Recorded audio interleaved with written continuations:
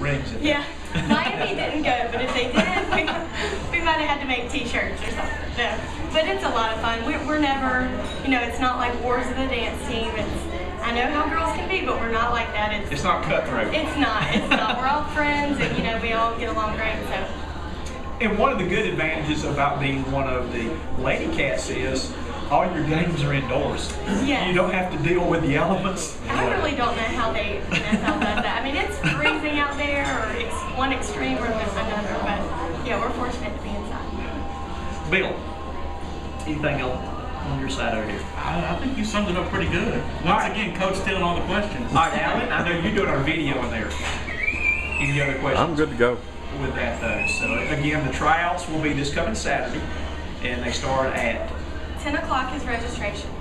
10 o'clock, and again, we'll run for 2 days. It'll run Saturday from probably 10 to 6. Don't quote me on that, but and then Monday through Thursday is a boot camp, and then Friday is finals. So when will actually the new team start their activities they're doing for the new season? Do you get any time off after you make the team, or do you? A little time. Well, I'm not sure. Last year was a little bit different, but we might jump right into it. I'm not sure exactly. Maybe September, August, late August. I'm not sure. So pretty much. I mean, usually we don't have a whole lot of time. So again, that will be a great opportunity that anybody who wants to come and be a part of the tryouts, and hopefully that I know there's some people from Spartanburg that are listening tonight, and some that have actually come. Yep. Cheerleaders, I see several cheerleaders over there from former cheerleaders, high school cheerleaders, that will kind of put the word out there. Yeah. Not that we want them to take your spot. She's probably thinking, no, don't. No, we want everyone to come out. And like I said, it's a great opportunity, even if you don't have awesome dance skills or you can't do this, don't feel intimidated. We want everyone to come, and everyone has a shot. So. And Michael, you probably help me with this. What do you actually look for in a Lady Cat? What are the main qualities you look for? That's a great question. I was about to have Lindsay bring that up. Okay. I would say one of the top things we're looking for is confidence. Someone who projects a confident personality. You're there to entertain. You're there to perform. And people who are kind of meek and timid don't necessarily shine real bright when they're in front of 19,000 people dancing. So we're looking for people who have that kind of showmanship quality. We're looking for, obviously, they've got to be fit and athletic, and the outfits are, they're not baggy sweats. So there's some level of physical fitness that's kind of the minimum, but ultimately we're looking for girls who can smile, we're looking for girls who can dance, we're looking for girls that make you want to watch everything that they do. Whether it's on the court during the performance, whether it's on the sidelines or during a timeout when they're throwing T-shirts. We want girls who make you smile inwardly, and we want girls who make you feel like this is something I want to be a part of. And again, like you say, you have to wear a lot of hats being a Lady Cat. Yes. It's just not show up for the games. There's a lot of things that, as you mentioned earlier, being an ambassador too. Yeah, without question. They're going to do interviews, they're going to do appearances, we're going to take them to a hospital, and we're going to meet sick kids, we're going to take them to a corporate event, we're going to be around CEOs. It's a lot of diverse hats that they end up wearing over the course of the year. And that doesn't even get into the dance part of it, which is a whole separate thing right there. But it's a difficult job, it's a demanding job. Hopefully it's a rewarding one. I can't speak from experience, but Lindsay keeps coming back, so obviously there's something to it. Do we have any questions from any of our audience out here that would like to ask for the Lady Cats, or ask Lindsay or Michael? Because I had a long career as a Lady Cat. he's retired Lady Cat.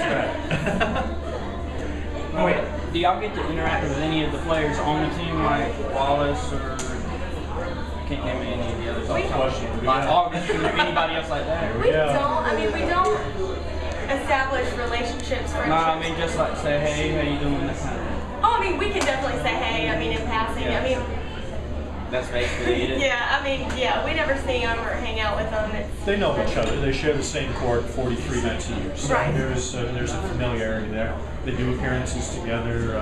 Right before the playoffs, we had a playoff pep rally in downtown Charlotte that holds it live after 5, right there along Oakland Plaza. So it was almost a full team appearance for the Lady Cats. It was a full team appearance for the guys. So there are occasions where they're on the stage together. In terms of hanging out. No, we don't. You have your own love. Do what? You have your own love, your own people. Yeah, oh yeah, definitely. Good question. Any other questions out there? I haven't heard all the interview. I just have been ordering food. What kind of background do most of the Lady Cats have as far as preparation for what you're doing? That's a good question. It's actually all over the globe. I mean, all different kind of background. You know, me personally, I've danced since I was 3 years old. Some girls have never danced. Some girls have cheered. You know, it's all across the board. And like I said, you don't have to necessarily have a dancing background because, like we were discussing earlier, it's appearance, it's personality, it's dance, it's, you know, how you look, it's, you know, it's everything. It's a whole package. So that's where we don't want people to get discouraged if they don't necessarily have a big dance background. How much rehearsal time do you put in each week? We rehearse 2 nights a week, usually about 7 o'clock to 9:30 or so. So it's not, I mean, it's not that bad. And that's 5 hours of practice in addition to games, in addition to appearances. Yeah. There's a significant time. Yeah, it's definitely a dedication. Yeah. But a lot of people think it's everyday practice. And no, we get our stuff done 2 days a week, but like he said, there's games, appearances, and a lot of other stuff. So. We ask them to do a lot. That's yeah. So have you had any guys that have tried to be Lady Cats? We have. Really? Yes. every year. Every year. And, you know. Do they end up in the Rufus suit? Or is one of the air Rufuses? No, there might be some this year. I'm pretty sure they'll probably be back.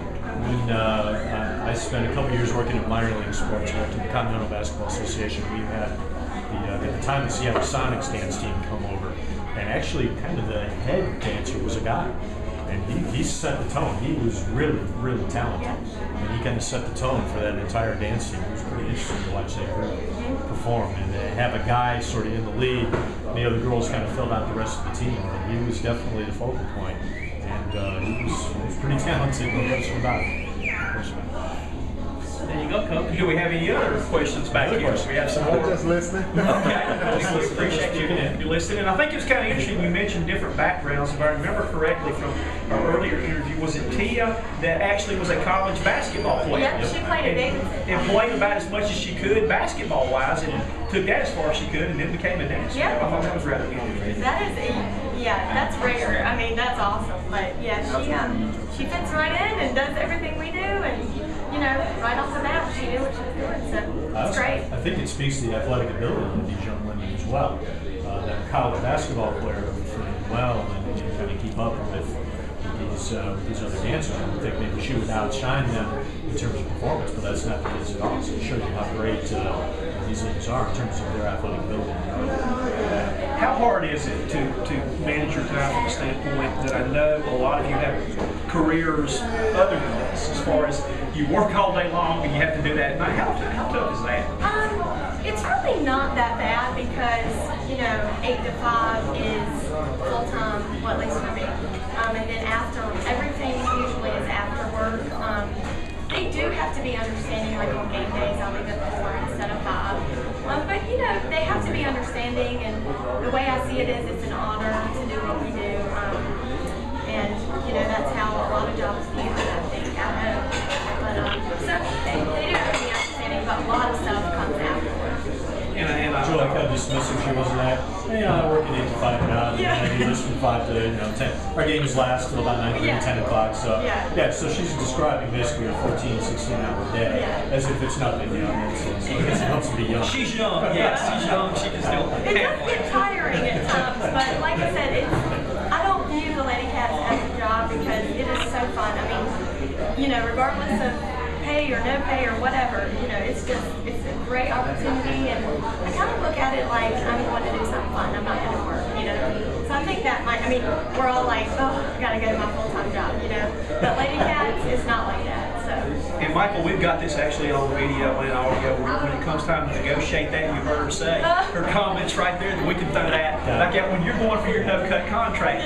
We'll bring that back up because everything we do is archived, so we can bring those back up. So, any other questions from our listeners out here today?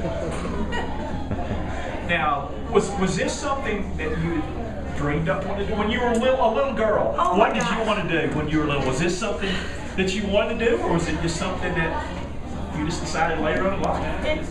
It's crazy because I went to all the Charlotte Hornets games when I was younger, and I said, Mom, I am going to be a honeybee. That's what I'm going to do. And obviously I'm not a honeybee, but the same thing, even better.